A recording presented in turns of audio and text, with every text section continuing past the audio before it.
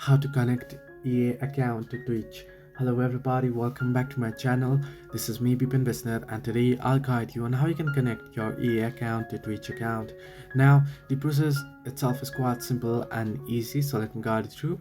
Now all you have to do in order to connect your EA and Twitch account is you want to head into your browser on any of your device, any browser that you wish to, and on the search bar you want to type in ea.com/twitch linking. So make sure to type in correctly.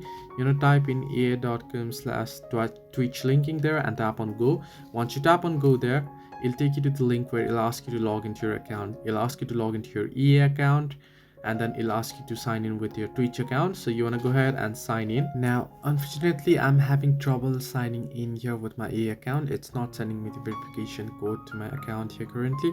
So once you sign into your EA account, it'll ask you to sign into your Twitch account as well. Once you sign into both the accounts, it'll give you the option that says link EA and Twitch there on the screen. Then you want to simply tap on it, go through certain prompts, and you'll be able to link it. So hope this helped you. Do like and subscribe, and do not forget to leave a comment down below if you have any further issues.